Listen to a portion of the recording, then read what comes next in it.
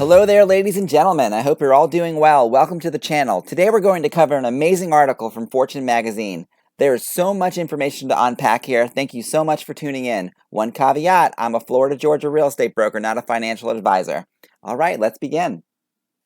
Okay, so the title of this article is We're in a historically overvalued housing market, and these cities could see home prices drop 10%, Moody says. And it's by Lance Lambert, and it's dated May 2nd, 2022. A housing market slump looked all but assured 2 years ago. At the time, it made sense. The strict state-issued lockdowns had pushed the U.S. unemployment rate to its highest level since the Great Depression era, and many states had banned in-person home showings altogether. However, a housing bust didn't come to pass. Both Congress and the Federal Reserve stepped in with unprecedented economic aid, and after just 2 months of recession, the U.S. economy and housing market flipped into high growth. It goes on to say, but the ongoing housing boom, which has seen home prices climb 34% over the past 2 years, could soon wind down. At least that's according to Mark Zandi, chief economist at Moody's Analytics. The Federal Reserve has a dual mandate from Congress, maintain maximum employment and keep prices stable. Of course, with inflation at its highest level in 40 years, there's no doubt which of the Fed's mandates currently tops its priority list. An inflation-fighting Fed has big implications for the U.S. housing market, Zandi says. Already, the Federal Reserve is putting upward pressure on mortgage rates as a way to rein in price growth in the housing market and broader economy. Indeed, over the past 2 months, the average 30-year fixed mortgage rate has spiked from 3.11% to 5.1%. That swift uptick in mortgage rates amounts to an economic shock to the red-hot housing market. We're already starting to see it soften the market a bit. In the coming months, Zandi says the cooling should only intensify. By this time next year, he predicts year-over-year home price growth will be at 0. At this point, Zandi doesn't foresee a national home price correction.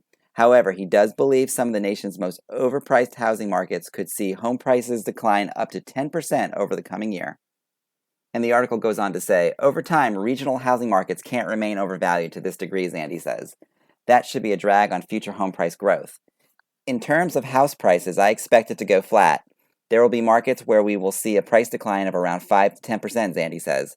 While he doesn't foresee the ongoing boom as a housing bubble, which would require both home price overvaluation and speculation in the market, he does say there is some speculation creeping in, including in places like Phoenix and Charlotte.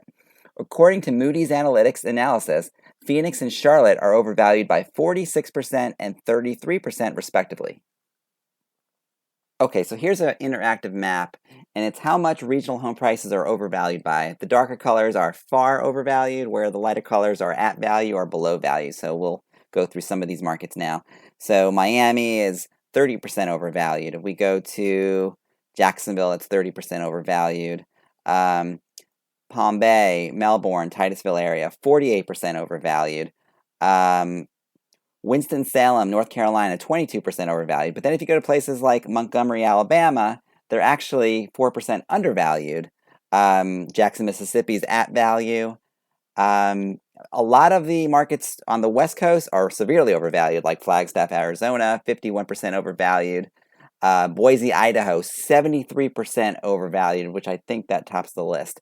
Okay, continuing on. Per CoreLogic, new listings have not kept up with the large number of families looking to buy, leading to homes selling quickly and often above list price. This imbalance between insufficient number of owners looking to sell relative to buyers searching for a home has led to record appreciation of the past 12 months. Higher prices and mortgage rates erode buyer affordability and should dampen demand in the coming months, leading to the moderation in price growth in our forecast. Okay, so what is the takeaway? The housing market is beginning to soften due to a hawkish Fed and higher interest rates. Moreover, 5 to 10% price declines in certain markets are possible. Of the 392 metropolitan areas, 96% are overvalued.